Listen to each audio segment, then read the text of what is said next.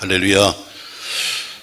이번에 오신 강사님들은 주로 우리 교회 출신이라고 보면 되겠죠. 거의 다 교회에서 다 공부시켰고 교회에서 거의 있다가 사역하시는 분들인데, 사실은 부흥회는 다 아마추어죠. 아마추어와 프로의 차이가 있어요. 아마추어 부흥사들은 할 말이 굉장히 많습니다. 그래서 할 말이 너무 많아서 시간을 잘 못 맞추고 나중에 결론이 잘 안 나요. 왜? 할 말이 많다 보니까. 근데 우리 같은 프로는 할 말이 별로 없어. 그래서 일찍 끝나.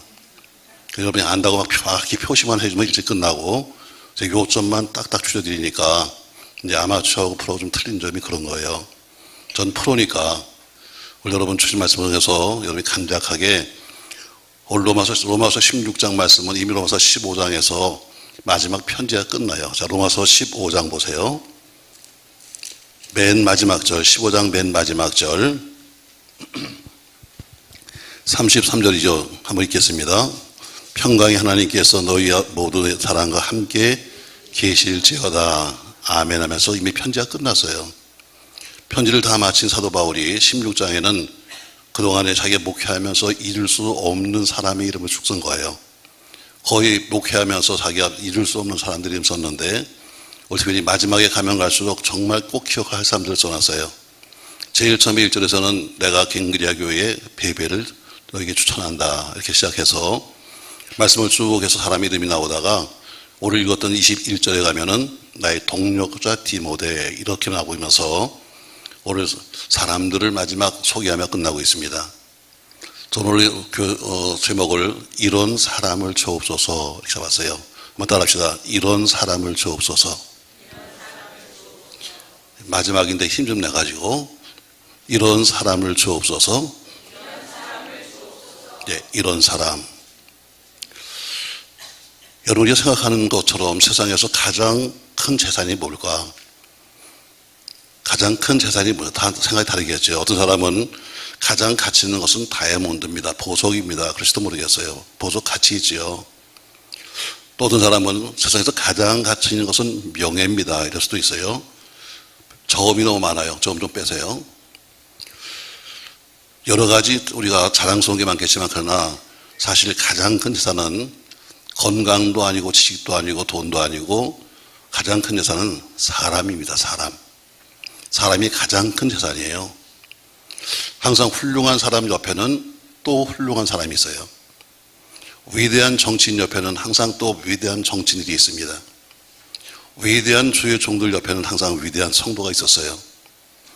그러니까 그 사람이 위대하게 된 것은 본인도 노력하고 수고했지만, 그러나 하나님이 은혜였지만, 그러나 옆에 많은 좋은 동력자가 있었기 때문에 위대한 사람이 된 거예요. 그런 의미에서 바울은 상당히 행복한 전도자였죠. 왜냐하면 16장에 보니까 많은 사람이 있는데 전부 그 사람들이 뭐냐면 사도 바울의 목회를 도와서 함께 일했던 사람이기 때문이에요.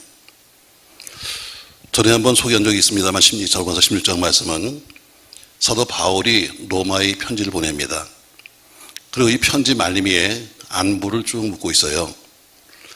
여기는 사도 바울을 도와서 함께 복음을 위해서 수고했던 사람, 복음 때문에 함께 고생한 사람, 복음 때문에 함께 우리가 울었던 그런 믿음의 동지를 기록하면서 오늘 그 사람들의 이름을 적고 있는데, 그 내용을 보면은 어떤 사람은 상당히 바울을 보필한 사람도 있고, 또 오늘 본문에 보니까 로마서를, 우리가 항상 로마서는 바울이 썼습니다 이렇게 말하잖아요. 맞습니까 여러분? 로마서는 바울이 썼습니다. 근데 사실은 바울이 쓴 것이 아니라 오늘 본문에 보면요, 로마서의 대필자가 따로 있어요.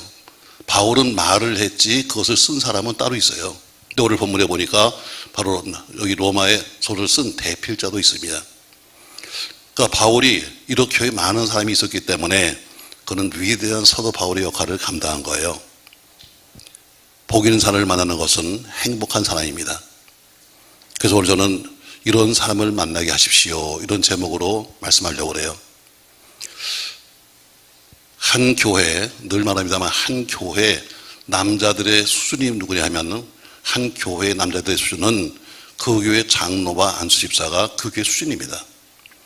거기를 못 넘어가요. 항상 기준이 뭐냐면 그 교회 장로님의 영적인 수준이 그 교회 수준이에요. 왜? 모두가 다 그 사람을 보고 배우기 때문이에요. 자, 보세요 여러분, 기도도 마찬가지로 앞에서 하여튼 장로님들의 대부분 기도를 다 배워요. 어떤 분은 이렇게 하더라 하면 저거 듣기 좋은데 하면 자기도 그렇게 하려고 그러고, 그러니까 거의 복잡한 비슷한 거예요. 항상 신앙생활도 마찬가지로, 그러니까 어떤 사람이 앞서 있냐에 따라서 그 교회 수준이 정해져요. 앞에 있는 사람이 어떻게 헌신하는가에 따라서 뒷사람들의 헌신이 그대로 잘 나갑니다. 여자들도 마찬가지로 앞에 있는 권사님들 혹은 교구장님들, 이런 그들의 신앙이 곧 그 교회의 수준이에요. 다른 거 볼 거 없습니다. 여러분, 그 교회의 수준은 누구냐면 그 교회에 앞서 있는 사람들이다. 왜 그 이상을 넘어갈 수가 없습니다. 그 교회 담임 목사의 영적 수준이 그 교회의 수준이에요. 담임 목사의 영적 수준을 넘어갈 수가 없습니다. 왜? 하나님은 질서이기 때문에 아무리 교인들이 펄펄 뛰고 난리 쳐도 그 담임 목사보다 그게 높아지면 목사는 매일 퍼내고 자고 싶어요. 근데 어떤 교인이 와서 매일 새벽마다 막 소리 지르고 기도하면 어때요? 교회가 힘들어져요. 제가 신학교 다닐 때 우리 영어 교수님이 목사님인데 군목 출신이에요. 군대에서 무슨 특별하게 목회를, 일반 목회가 다르잖아요. 그래서 이제 편하게 좀 목회해야 되겠다. 저는 군목들 제대하고 나서는 영국 가서 공부하고 들어와서 영어 교사가 됐어요. 근데 목사니까 개척을 했습니다. 근데 개척한다고 그래봐야 누가 있겠어요? 근데 그 교회에 교인도 아니에요. 그 교인도 아니라 그 교회 근처에 살고 있던 할머니가 자기는 새벽 예배도 못하겠는데 새벽 3시만 되면 교회 오는 거예요. 그래서 두들깁니다. 밖에서 목사님, 그러니까 미치겠다는 거예요. 왜 저 사람은 이사를 안 가냐는 거예요. 여러분, 목사는 자고 싶은데 교인이 두들기면요, 그 교회 못 견뎌요. 마찬가지로 그 교회 수준이 있는데 남자들의 수준은 그 교회에 앞서 있는 장로다, 안수집사다, 그들 이상을 따라갈 수가 없어요. 왜? 항상 뭐예요? 저 사람도 안 하는데 나 저 사람도 안 하는데 항상 이렇게 나오기 때문에 수준입니다, 여러분. 자, 그러니까 오늘 우리는 이런 사람, 오늘 본문에 보니까 크게 3사람을 말할 텐데, 이런 사람 하면서는 저는 이런 사람들을 만나게 하십시오, 이렇게 말하는 거예요. 자, 그럼 오늘 누가 필요한가? 21절 말씀 보시죠. 21절 같이 한번 읽겠습니다. 나의 동력자 디모데와 나의 친척 루요와 야손과 소시바더가 너에게 문안한다 해서 제일 먼저 마지막 편지의 마지막 부분에 나오는 한 대제의 시작이 뭐냐면 나의 동력자 디모데에 말합니다. 오늘 처음으로 문안한 사람이 바로 동력자 디모데라고 나오고 있어요. 여기 동력자라는 말을 다른 성경이 번역하기는 함께 일하는 사람이랬습니다. 다시 말해 동지예요, 동지. 제가 자주 쓰는 말, 우린 동지입니다, 동지. 자, 동지란 말, 동무, 이 얘기는 어때요? 주로 북쪽에 쓰잖아요. 그러나 남들께는 굉장히 강력한 군사적인 용어입니다. 본래 이 동지란 뜻은 뭐예요? 뜻이 같은 사람이 동지예요.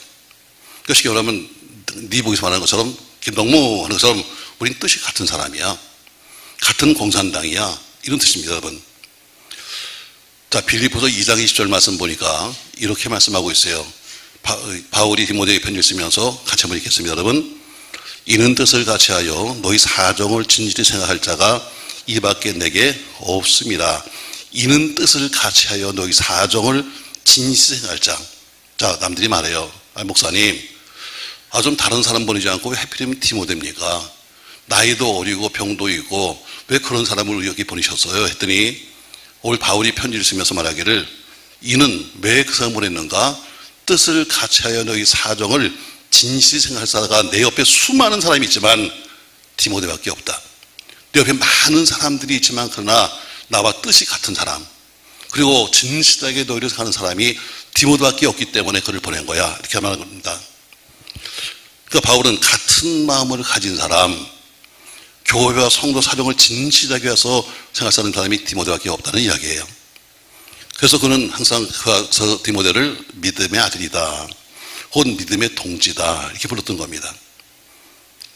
오늘 저는 여러분이 사도들에게, 목회자에게 좋은 신앙의 동지가 되기를 주의 이름으로 바랍니다. 동지 뭐예요? 같은 생각이 있어야 한다, 같은 뜻이 있어야 한다. 그처럼 같은 생각, 같은 뜻, 같은 마음을 가진 동지가 필요합니다, 얘기입니다. 물론 디모데에 있어서는 평생의 행복이 뭐냐면은 평생의 행복이 바로 사도 바울을 만난 것이 디모데의 행복이지요. 피 한 방울 섞이지 않았음에도 불구하고 평생 그를 믿음의 동지로 알고 함께 믿음의 부자 관계가 되었던 믿음의 아버지 바울, 믿음의 아들 디모데. 그러나 또 바울도 마찬가지로 역시 디모데를 만난 것이 그에게는 평생의 큰 복이었습니다. 이렇게 피차의 복이죠. 디모데는 바울을 만난 것이 복이었었고 바울은 디모데를 만난 것이 복이었다. 만약에 바울이 디모데를 만나지 못했더라면 그의 위대한 사역을 다 이루지 못했을 것입니다. 그러니까 하나님이 그들을 만나게 하셨고 하나님이 그들로 하여금 함께 동료하게 하신 겁니다. 저도 마찬가지로 여러분을 만난 것이 저에게는 복이고 여러분 저를 만난 것이 복일까? 입에 침 좀 바르고 여러분 복일까? 그러니까 억지로 아멘이다. 억지로. 어쨌든 여러분 그게 오늘 바울에게 있는데 바울은 디모데가 있다는 것이 복이에요. 그러니까 그가 힘들 때마다 믿음의 아들 디모데를 통해서 자기 사역을 대신 맡깁니다. 힘들 때마다 자기 믿음의 아들 디도를 통해서 어려운 섬으로 보내면서 사역을 맡깁니다. 왜? 믿을 수 있었기 때문에 하지 믿을 수 없다면 절대로 맡기지 않았을 것입니다. 그러니까 바울은 평생 동안에 무슨 문제가 생기면 디모데를 대신 파송할 정도로 디모데를 신뢰했습니다. 그에게 믿음받은 전수받은 많은 사람이 있었지만 그러나 가장 그 많은 사람 중에서 길게 편지를 썼던 사람이 전서 디모데를 썼던 디모데였습니다. 바울은 스스로 디모데를 가리켜서 그는 내 믿음의 아들이다 이렇게 불렀습니다. 그래서 편지 곳곳에 사랑하는 아들, 믿음한 아들 이렇게 쓰고 있는 거예요. 또 한쪽은 어때요? 그는 신앙의 동지였습니다. 바울은 이처럼 믿음의 동지가 상당히 많았어요. 이 동지는 이북에서 말하는 것처럼 김정일 동지 이런 뜻과는 다른 겁니다만 그러나 함께 일하는 사람, 함께 사역에 멍에를 내는 사람. 멍에가 뭐예요? 멍에가 뭐예요 여러분? 노래 제목? 멍에는 같이 어깨 매는 거예요. 나 혼자 매는 것이 아니라 함께 나란히 어깨에 같이 매는 게 멍에예요. 그처럼 사역도 마찬가지로 함께 목사 혼자 당신 혼자가 아니라 어때요? 함께 그 사역을 어깨에 짊어진 사람이 바로 동지예요. 자 그러면 동지, 동력자 여러분 이것은 뜻만 같은 게 아니에요. 그 말 속에는 뭐예요? 그 당신을 부르고 나를 부른 사람이 같다는 거예요. 누구예요? 예수님이에요. 동일하신 분이 우리를 부르신 거야. 나 혼자 부른 것이 아니라 동일하신 그 예수께서 그 동일하게 그를 부르신 거예요. 또 그만하게 그들은 동일한 상을 갖고 있어요. 같이 일했기 때문에 같은 상을 받을 거예요. 자, 여러분이 신앙의 동지가 되길 주의 이름으로 축복합니다. 제가 자주 말하잖아요. 동지가 뭐예요? 여러분 군대에서 보세요. 자, 자기도 지금 걸어가기 힘든데 자기도 걷기 힘들고 자기도 자기 짐도 무거운데 같이 걷던 동지가 어떻게 힘들면 그 옆에 있는 동지를 어때요? 그들의 짐, 그들의 총을 대신 짊어지고 함께 가는 게 동지야. 가다가 한 사람이 쓰러졌다고 에휴 너 가라 죽어라 하고 버리는 것이 아니라 쓰러진 그 사람을 끝까지 데리고 가는 사람이 동지예요. 신앙의 동지는 뭐냐면 바로 똑같이 같이 한교회 다니면서 좀 시험 들었어요. 뭐냐면 그래 너 알아서 가세요가 아니라 어떻게든지 그 사람은 무거운 짐을 짊어져서 같이 가는 게 동지예요. 같이 교회도 마찬가지예요. 교회도 어렵고 힘들 때 있어서 같이 짐을 지고 가는 게 동지예요. 전 여러분 이런 동지가 필요합니다. 자, 우리는 하는 사역이 똑같아요. 목사와 성도의 사역이 다른가? 아닙니다, 여러분. 자, 목사는 설교합니다. 목사는 기도합니다. 목사는 신방합니다. 그래서 좀 목회를 하죠. 여러분은 그건 하지 않지만 그러나 여러분 교회에서 봉사하고 대신 수고하고 헌신하면서 믿음 생활을 합니다. 그래서 동질적인 의미가 있어요. 왜냐하면 나는 목사는 목회자고 여러분 성도지만 그러나 우리를 부르신 하나님은 같다. 아멘. 이게 동질감이에요. 우리는 같은 하나님 불러서 오셨고 같은 성령이 우리를 감동시켰고 같은 주일을 하기 때문에 우리는 사실 이름은 다르지만 그러나 우리는 같은 일을 한 사람들이에요. 저를 부르신 하나님이나 여러분을 부르신 하나님이 다르지 않습니다. 저를 감동시키는 성령님과 여러분 감동시키는 성령님은 같은 분이십니다. 그래서 우리는 모두가 같은 주를 향해서 부르신 이름의 상을 쫓아가는 겁니다. 동역자, 함께라는 겁니다. 얼핏 어떻게 보기에는 목회자와 성도가 하는 일이 다른 것 같지만 실상 같은 일입니다. 우리 뭡니까 여러분? 자, 요한복음 6장 28절 말씀을 보니까 제자들이 물어봐요. 예수님께. 예수님, 우리가 어떻게 해야 하나님을 알겠습니까? 하고 물어봤더니 예수님이 대답하시기를 하나님의 보내신 자를 믿는 것이 곧 하나님의 일이다. 하나님이 보내신 자를 믿는 것이 하나님의 일이야 하는 것처럼 우리의 가장 큰 일이 뭐냐면 다른 거 뭐 가서 봉사하고 충성하고 국수 끓이는 것이 아니라 가장 첫 번째는 뭐냐면 주를 믿는 것이 가장 큰 일입니다. 아멘. 주를 믿는 게 가장 큰 일이에요. 그러니까 하나님의 일에는 성직자와 성도의 구별이 없는 거예요. 왜? 다 똑같이 주를 믿는 거기 때문에요. 한 위대한 사람 뒤에는 반드시 보이지 않는 또 하나의 손이 있는 거예요. 맞습니다, 여러분. 그래서 사랑이 필요해요. 뭐 이제 저는 오늘 좀 실명을 드리겠어요. 우리 윤성환 장로님 사실 현장에 쭉 계셨거든요. 그래서 거의 교회는 그냥 한 달에 한 번이나 내려오셨나? 그렇죠? 저 지방 가서 계시고, 그래서 어느 날 제가 신방을 갔어요. 그 당시 집사님을 보러 간 것도 아니고, 신방을 했는데, 시간이 좀 안 맞아가지고, 제가 가서 둘이 이렇게 앉게 됐어요. 그때가 언제 가면 3단지 지하 반공에 있다가 5단지 교회를 사가지고 막 이사 갈 때예요. 서로 이야기하는데, 막 어려울 때죠. 그래서 제가, 한 달에 한 번밖에 교회를 못 오시니까, 교회 사정을 잘 모르시니까 서로 이야기하다가 저 교회가 참 많이 어렵네요. 힘드네요 하는데, 그때 문득 이런 얘기 했어요. 전 이걸 기억했어요.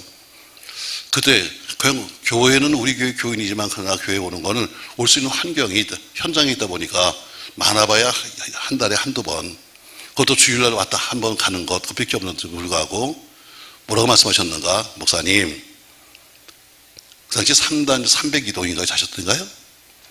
302동 1층에 살고 있었어요.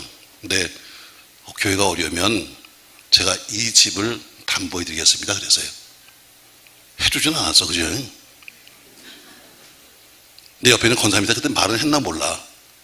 듣다가 하신 말씀이 뭐냐면, 교회는 어쨌든 환경이 그러니까 한 달에 한두 번밖에 못 나오는데, 하신 말씀이 뭐냐면, 예.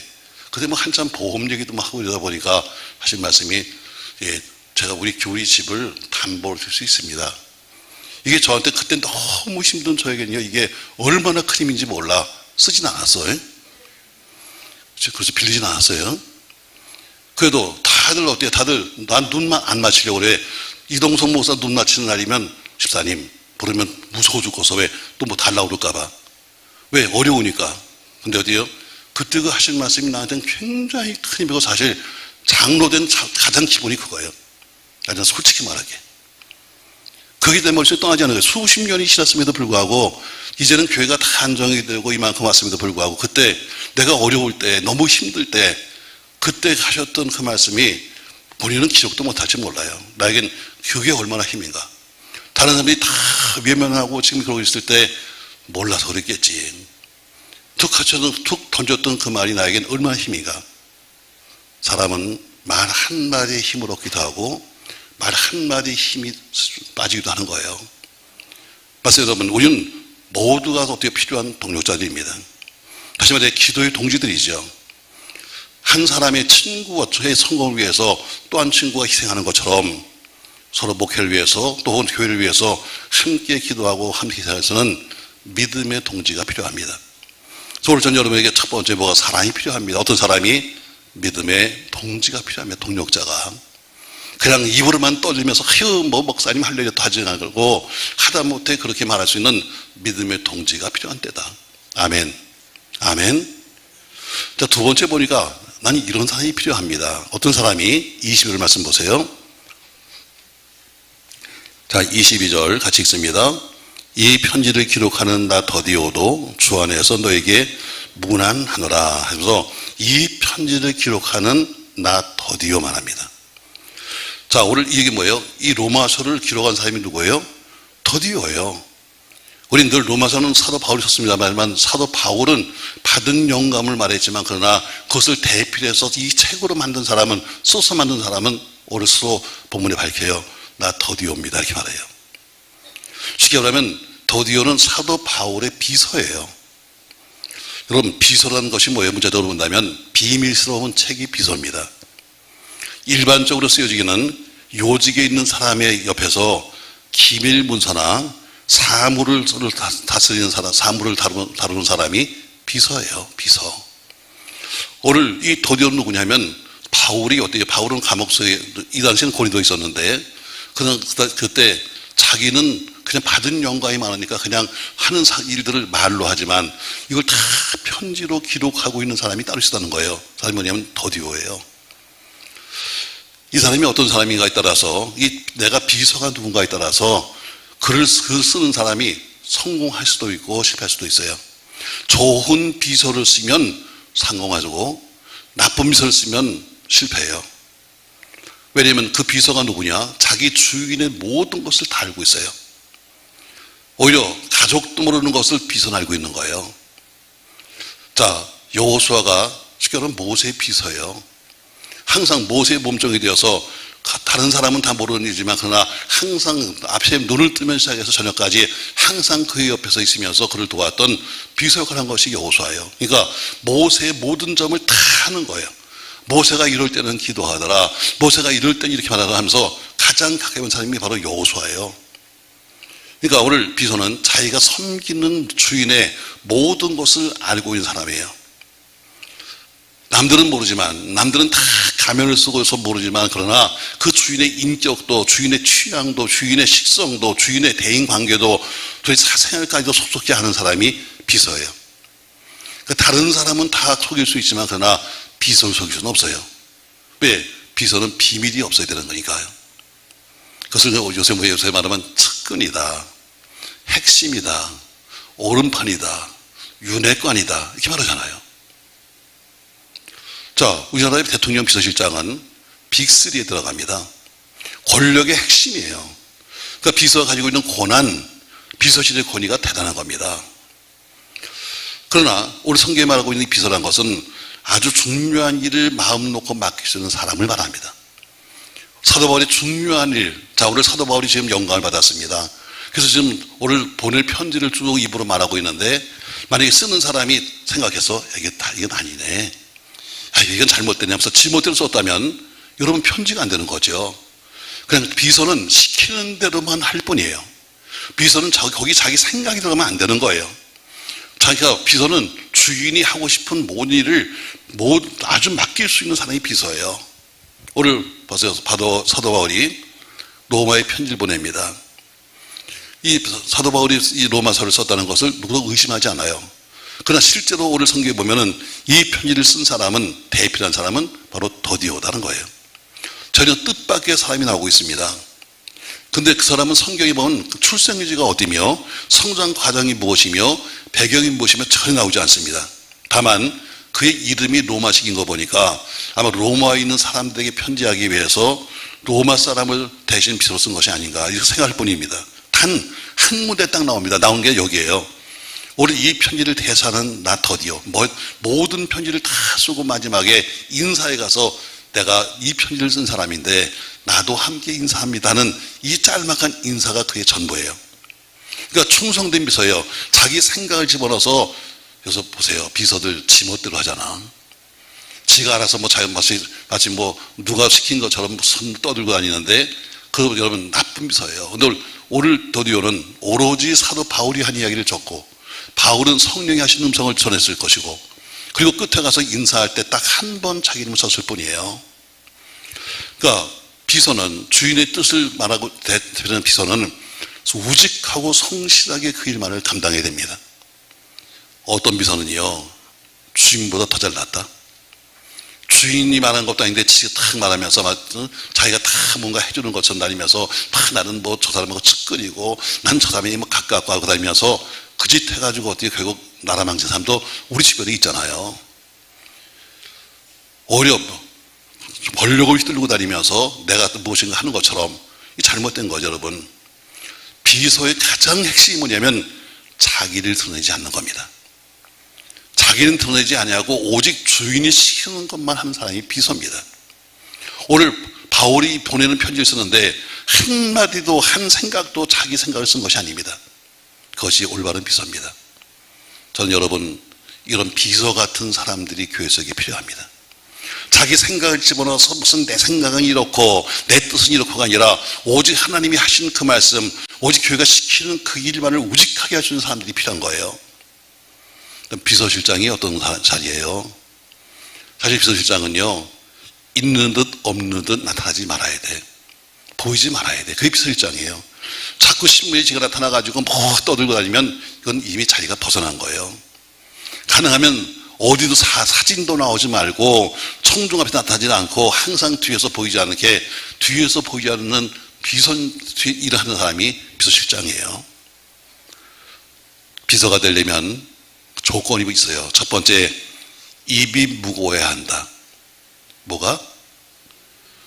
자, 여러분, 좀 피곤하시죠? 자, 한번 기지개 한번 칩시다.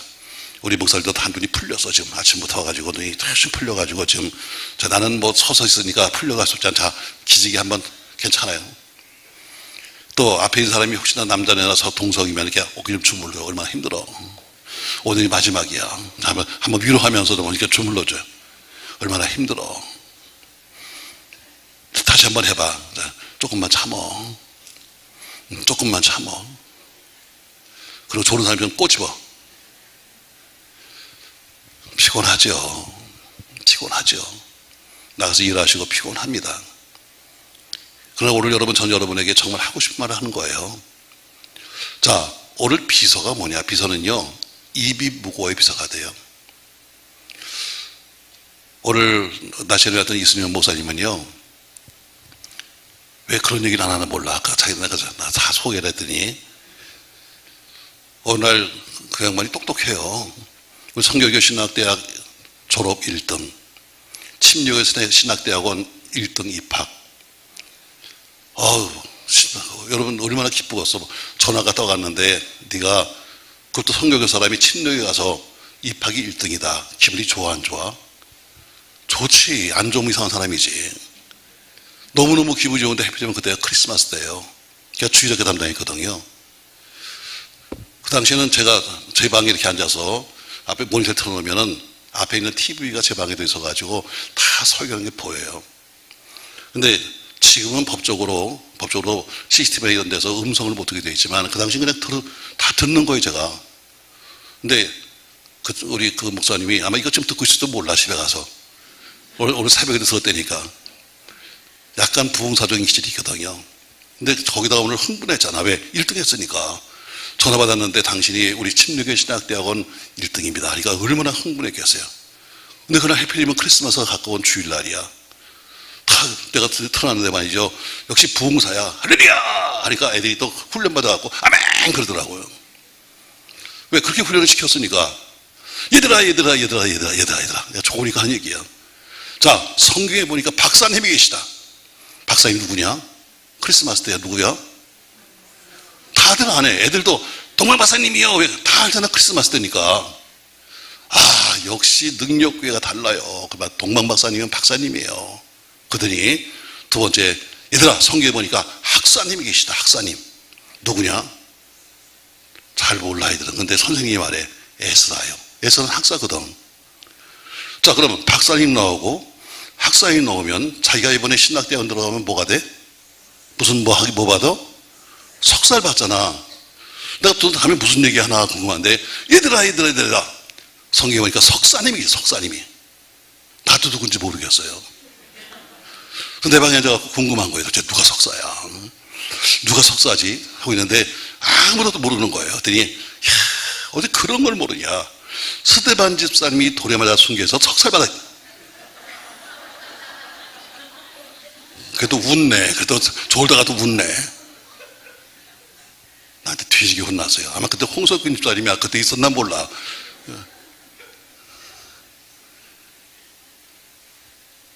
흥분했어요.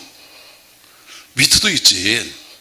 근데 어쨌든 자기 석사된 걸, 1등한 걸 자랑하고 싶은데 자랑할 길이 없잖아. 딱 다니면서 할렐루야, 내가 1등 했다 이래서 없으니까. 그래서 한 얘기가 나한테 뒤지게 혼났어요. 장가도 우리 교회에서 연애했어요.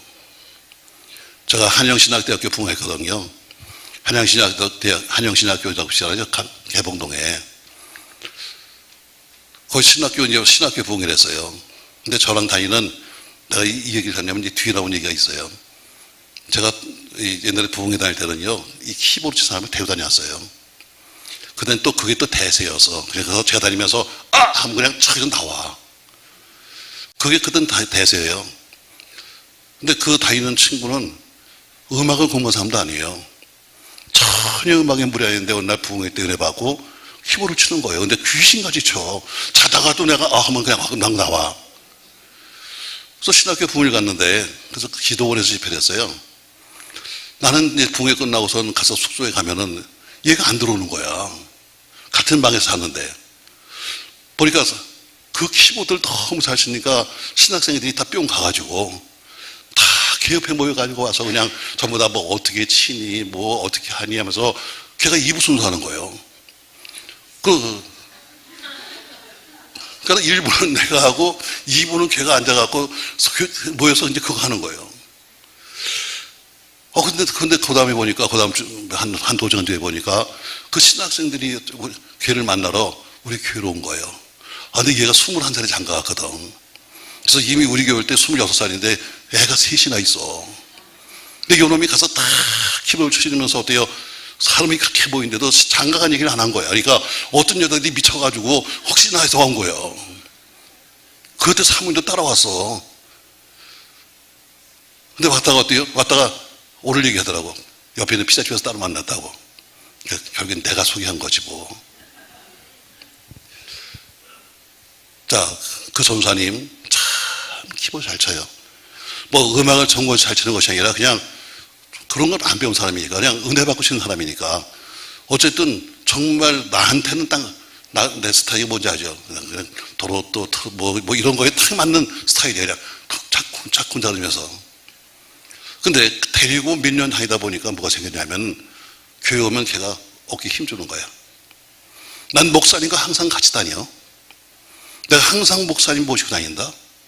밥을 먹어도 목사님과 같이 먹고 잠을 자도 내 목사하고 같이 다니까 가서 똑같이 교회에서 부교육자로 있는데도 불구하고 목사보다 신학생인 전사인 걔가 훨씬 더 가까워라는. 그래서 내보냈어요. 비서는 입이 무거워야 돼. 교육자는 입이 무거워야 돼. 박전사 입이 무거워야 된다. 그래서 같이 제가 많이 데리고 다니니까. 왜? 저를 다, 제가 하는 이야기 다 듣잖아. 제가 전하는 걸 다 듣잖아. 왜? 항상 옆에 있으니까. 그러면 어때요? 비서는 가장 첫 번째가 뭐냐면 입이 무겁지 않으면 못하는 거예요. 기술도 좋아요. 뭐 사람도 좋아요. 그냥 어디 가든지 그냥 애가 셋인데 그거 말하는 건 있지만 그러나 어쨌든 좋아요. 그런데 입이 가벼우면 안 되니까 와서 다니면서 어때요? 이번에 가니까 지가 부흥하는 거야. 지가. 아무리 해도 여러분 비서는 입이 무거워야 되는 거야. 비서한테 일을 시켜놨는데 있는 말 없는 말 타고 다니면 이 사람은 이 비서의 가치가 없는 거예요. 영적인 비서도 마찬가지로 입이 무거워야 돼. 가서 업무적인 얘기한 건 전혀 바꿔나지 않고 뭐 상담했다고 말한 거 말하지 않고. 그러니까 우리 목회자는 상담이 안 되는 거예요. 교인들하고 상담한다고요? 안 돼요. 왜? 상담하면 상담이 뭐예요? 상담은 들어주는 거예요. 두 번째는 들었으면 입을 다무는 게 상담이에요. 근데 듣고 나선 지가 따른다. 아이고 누가 이랬대? 아이고 누가 이랬다면 여러분 이건 상담의 가장 기본도 모르는 사람이에요. 오늘 비서가 누구냐? 비서는 입이 무거워야 돼. 정말 여러분이 주의를 하려면 입이 무거워야 돼. 목회자의 가장 기본은 뭐냐면 입이 무거워야 되는 거예요. 두 번째, 비서는 순종해야 돼. 비서의 역할은 집행이 아니에요. 비서의 역할은 기획이 아닙니다. 비서의 역할은 분석이 아닙니다. 비서의 역할은 판단이 아닙니다. 비서의 역할은 오로지 주어진 일에만 성실히 하면 비서가 되는 겁니다. 아멘. 근데 어때요? 비서가 돼가지고 판단하고 비서가 돼서 지가 서서 기획하고 비서가 되고 분석하고 있으면 비서의 역할을 못하는 거예요. 이 사람은 비서를 할 수 없는 거예요. 비서는 정말 좋은 비서는 상관의 눈빛만 봐도 저 양반이 지금 무엇을 하는가 하고 봐서 알 수 있는 사람이 비서예요. 바로 바울에게는 저렇게 좋은 비서가 누구냐면 더디오예요. 베드로 사도에게는 신라라고 하는 비서가 있었어요.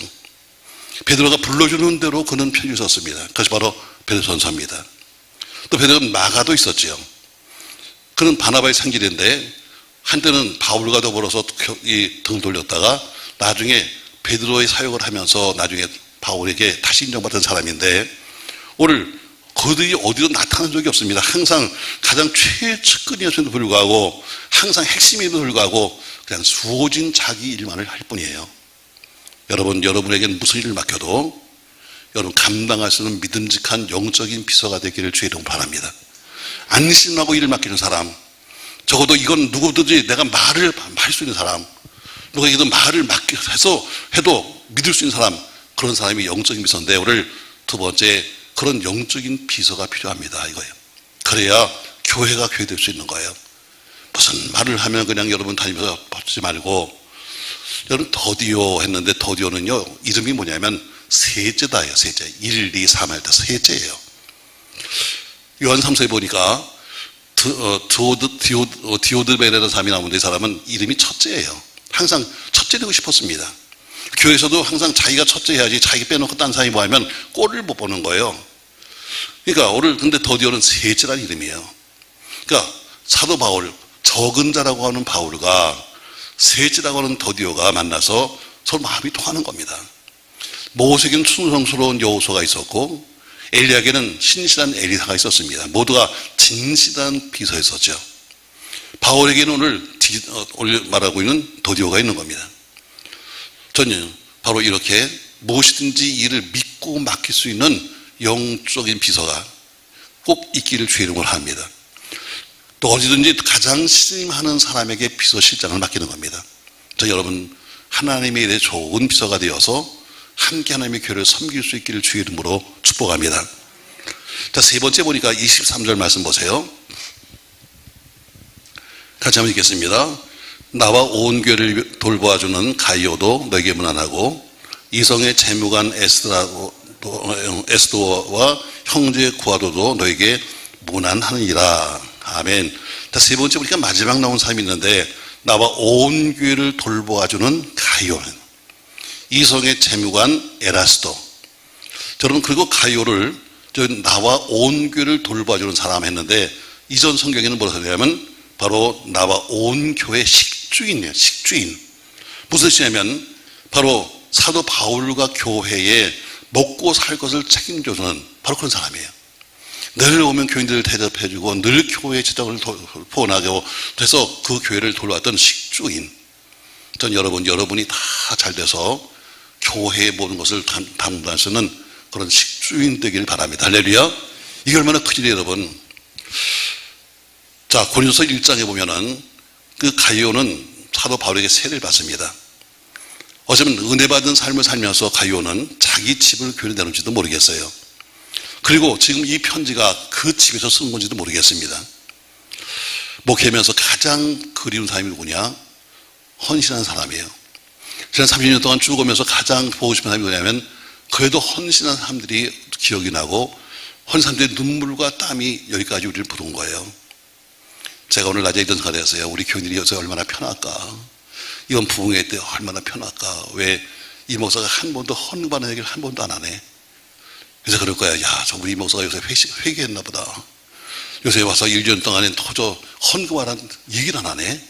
나한테는 부흥회 때 마지막 날 헌금을 하세요. 여러분 막 쥐어짜듯이. 근데 여러분 사실 그건 제가 여러분을 기만하는 거예요. 여러분들에게 온전하게 헌신을 시키고 여러분 애기를 낳아서는 알겠지만 젖이 부르면 안 돼요. 젖은 어때요? 짜내야 되는 거야. 그래야 살젓이 나오고 그래야 어때요? 영양까지 나오는 거예요. 그냥 짜기 싫다고 해서 그냥 감이 돼버리면 그 젖은 본인도 힘들고 나중에 병나는 거예요. 양젖도 마찬가지. 양젖도 짜주지 않으면 어떻게 그 양은 살지 못해요. 신앙도 마찬가지요. 전 여러분들에게 생각했어요. 아, 그래. 이제 뭐 교회가 그렇게 큰 이제 빚이 있는 것도 아니고 이제는 좀 편하게 좀 해야 되겠다. 나도 그동안 여러분들에게도 많이 뭐 헌금도 얘기했지만 그러나 저도 그러고 하면서 오면서 어쨌든 그래 우리 사목사님도 아 이제 그만해요. 이제 그만해요. 왜 그럴 정도로 우리도 다 허리를 졸이면서 맺는데 그래서 오늘 생각했어요. 아 얼마나 교인들이 좋을까. 맞아. 목사가 언제 헌금하는 얘기를 하나, 무슨 뭐 헌금하라고 뭐 쪼기를 하나, 상말로 말하면, 아니 무슨 뭐 거기서 꼼수를 만들기를 하나, 그냥 알아서 하세요 하니까 헌금이 반의 반도 안 나와.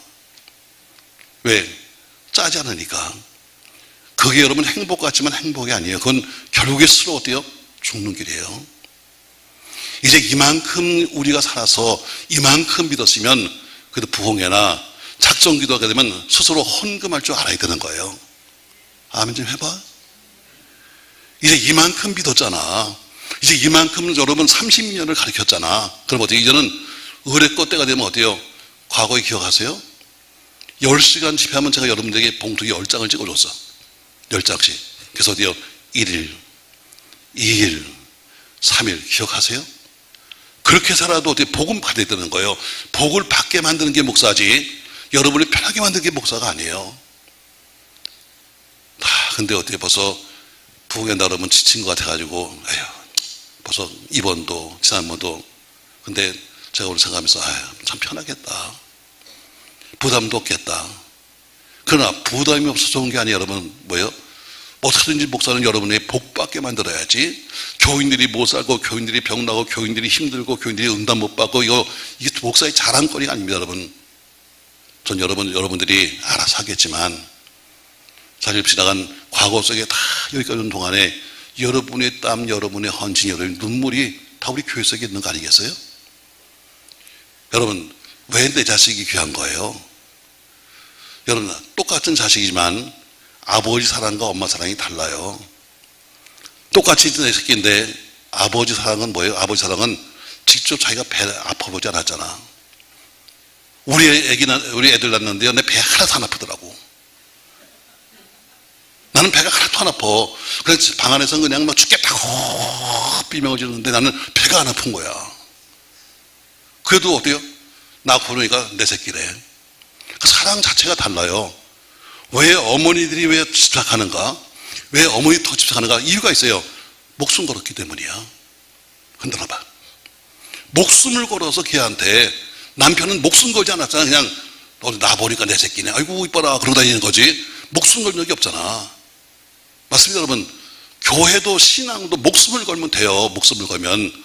전 이번에도 우리 뭐 후배들이기도 하고 또 이 교회 출신이기도 하지만 목숨 건 놈들은 살아. 아무것도 없어. 첫날에 어떤 양태식 목사님이요. 제가 전주 옆에 있는 시골 동에 가니까 가서 선교지라고 한 달에 그 당시에 뭐 얼마씩 보내주니까 확인을 했어요. 그 당시에 다 봉고차 타고 다니면서 웬 조그만 새까만 애가 교회 앞에 이렇게 앉아 있더라고. 그래서 얘 누구예요? 그러니까 집에서 쫓겨났대. 신학교 간다고. 그래서 쫓겨나서 거기 와서 앉아 있어요. 근데 목사님이 신학교원을 열었는데 아무리 얘는 가서 서울 가도 있을 데도 없고 공부시킬 수도 없고 돈도 없고 우리 교회도 지금 자립도 안 되고 그러는데 그래서 내가 우리한테 보내세요. 그래서 우리 교회 쭉 여기서 있다가 여기서 결혼도 했다. 801호가 우리 양택식 전사님 방. 802호가 그 앞에 사모님 방. 둘이 한 층에 같이 방이 이렇게 있으니까 있잖아요. 그냥 두면 큰일 나겠어. 그래서 불렀어요. 왜? 문만 열어놓은 방인데 밤에 뭐 하는지 어떻게 알아? 그래서 불렀어요. 야, 그냥 결혼해버려라. 왜? 그냥 문을 서로 마주보고 있으면서 총각 처녀가 사는 것보다 그냥 살아버려라, 그냥. 그래서 그냥 결혼했어. 그래서 여기서 그냥 결혼하고. 그러니까 그만큼 애착이 있죠. 그만큼 사랑도 했고. 오늘 우리가 얼만큼 헌신이냐, 얼만큼 눈물 흘리느냐 달라요. 내 자식이 이쁜 거는 내 모든 것을 줬기 때문이에요. 교회도 마찬가지입니다. 교회도 내 피, 내 땀, 내 눈물이 들어가지 않으면 내 교회가 될 수 없어요. 등록카드 냈다고 내 교회라고요. 천만에 여러분 내 피가 들어가야 돼. 내 눈물이 들어가야 돼. 여러분의 피, 땀, 눈물이 들어갔으니까 내 교회. 다른 사람은 그럽니다. 지나가면서 아유 지금은 뭐 그렇지 않지만 옛날에 보면요. 아유 교회가 뾰족해라. 난 이뻐 죽겠다. 아유 교회가 옆으로 좀 땅만 좀 넓혔으면 좋겠는데 난 이것도 좋다. 왜? 자식한테는 아무것도 못했지만 여긴 내 전물밭이었어. 여러분 전도가 딴 거 아니더라고요. 여러분 가서 지나가는 애들 말이요, 정말 이쁘다 그러면 그 전도 되더라고. 근데 이쁘긴 뭐가 이뻐 보면요, 남북 짱구야. 그냥 뭐에 애가 어떻게 못생겼는지요, 머리가 그냥 넓적한 게 그냥 짱구야. 그래도 그 짱구 머리를 만져가면서, 야, 어쩌면 이렇게 머리가 이쁘니, 어쩌면 이렇게 뭐 잘생겼니, 그러면 엄마는 되게 좋아해. 여러분, 이게 전도예요.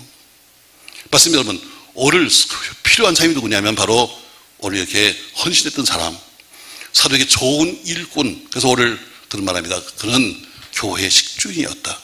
사도 바울과 그리고 교회의 식주인, 교회에 필요한 모든 것을 해주는 사람. 전 여러분 하는 사업이 상업이 잘 되어서, 여러분 자녀가 돼서 하나님의 교회를 그렇게 섬길 수 있는 사람이 되길 주 이름으로 축복합니다. 자, 가이오는 아마 바울이 고린도에서 복음을 전할 때에 예수 믿고 세례받았어요. 그리고 자기가 살던 집을 내놔서 교회를 만들어요. 그것이 바로 고린도 교회가 된 거예요. 그리고 거기 드나드는 모든 사람, 자기 집이죠.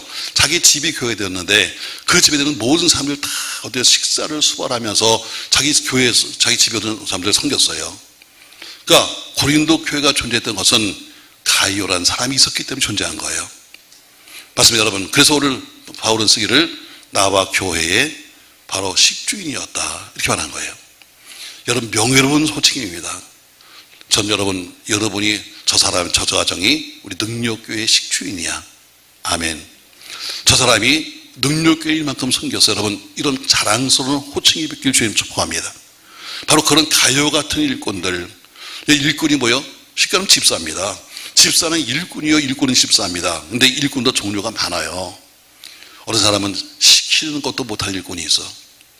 어느 사람은 그 시킨 것만 하는 사람이 있어. 어느 사람은 시키는 것을 또 안 하는 사람도 있어. 어느 사람은 시키지 않는 것도 하는 사람도 있어요. 종류가 많습니다. 여러분, 자기 몫을 못하는 사람이 있는가 하면 자기 몫만 아니라 다른 사람의 몫도 함께 해주는 사람도 있는 거예요. 어느 사람은 자기가 다니면서 자기가 일꾼이래. 내가 능력의 일꾼입니다, 한 사람이 있는가 하면 자기는 말하지 않지만 남들이 저 사람은 일꾼이요 말하는, 남이 말하는 사람이 있어요. 전 여러분이 입으로 내가 이 교회 일꾼이요 말하는 사람이 아니라 남이 여러분을 가리켜서 저 사람은 교회 일꾼입니다 말할 수 있는 그런 사람이 되길 주의 이름으로 축복합니다. 아주 오래전에 있을 때입니다. 저 신학교 다니면서 공락금이 없으니까 살아야 되니까 제가 교회 짓는 현장에 가서 감독을 했습니다.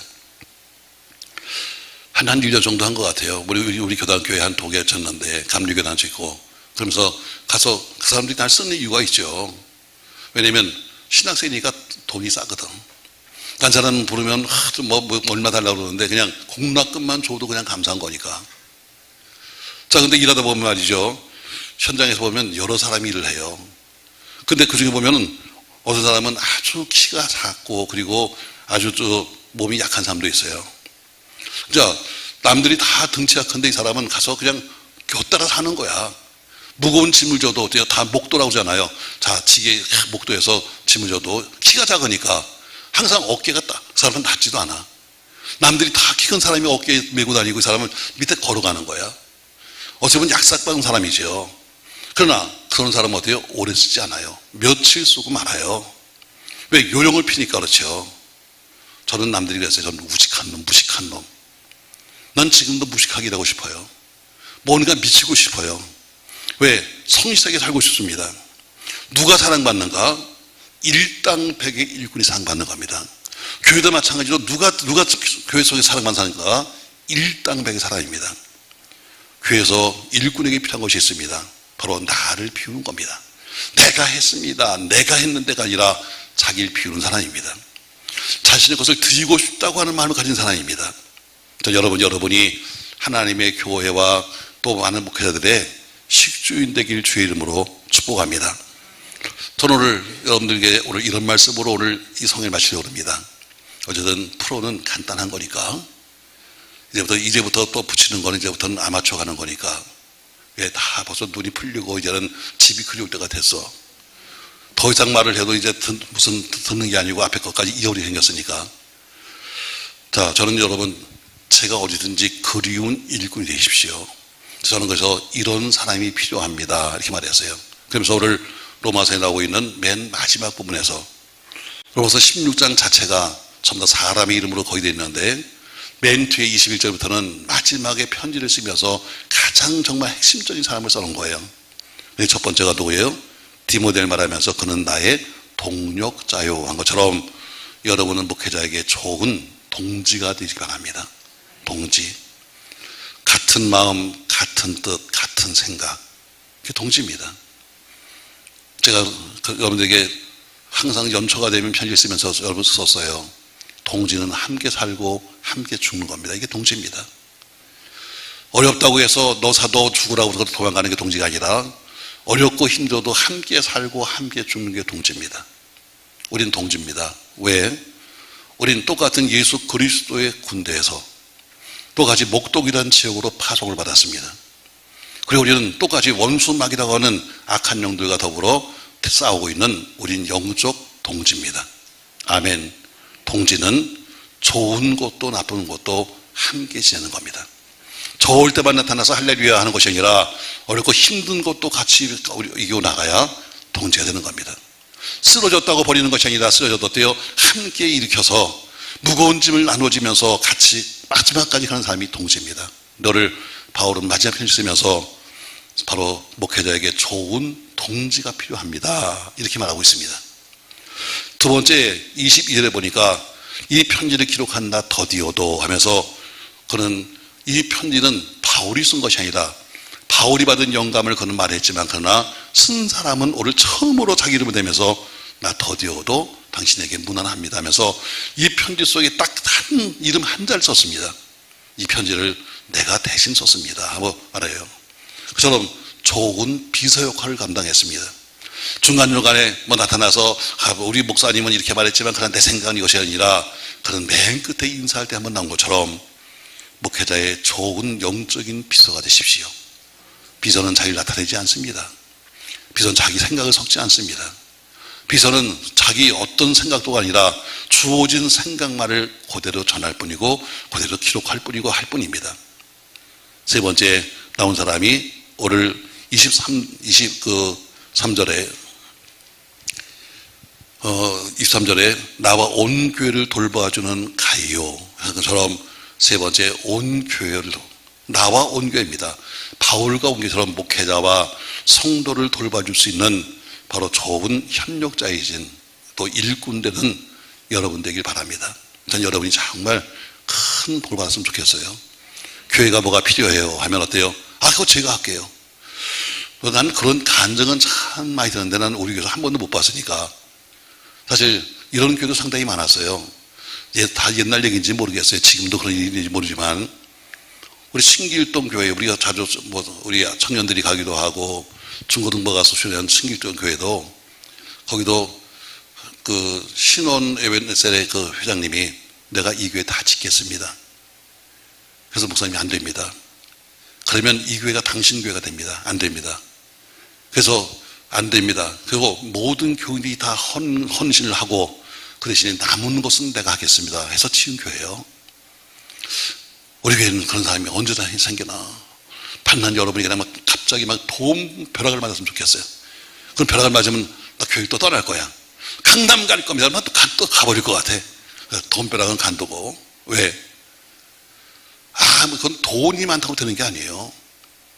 돈이 많다고 되는 것이 아니라 어때요? 신앙이 있으니까 되는 거지. 내가 그것을 포기하니까 되는 거지. 우리 주변에도 그런 사람 많습니다. 우리 교단교회도. 양재신 목사님 왔다 간 교회도 보니까요. 시골인데 교회를 다 이쁘게 줬더라고요. 15년 됐대요. 근데 교인이 20명이래. 그래서 야, 그게 어떻게 된 거냐? 물었더니 거기 권사님이 계셨는데 권사님 사위가 건축을 한대요.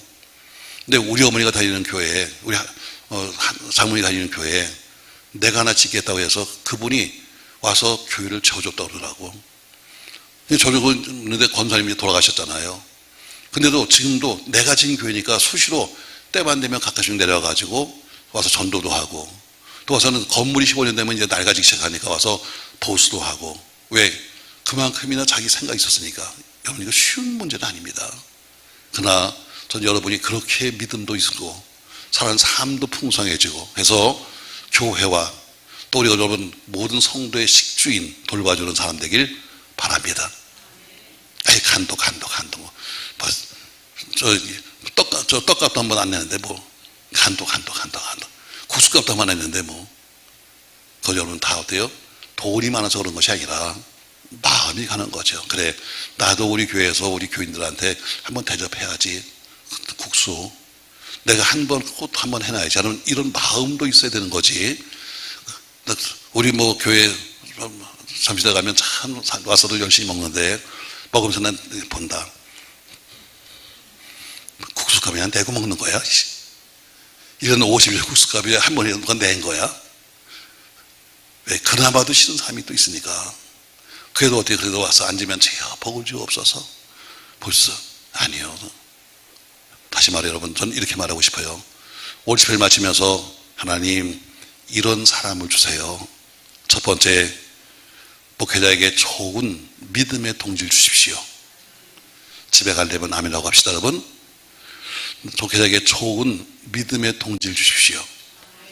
두 번째, 목회자에게 좋은 믿음의 비서를 주십시오.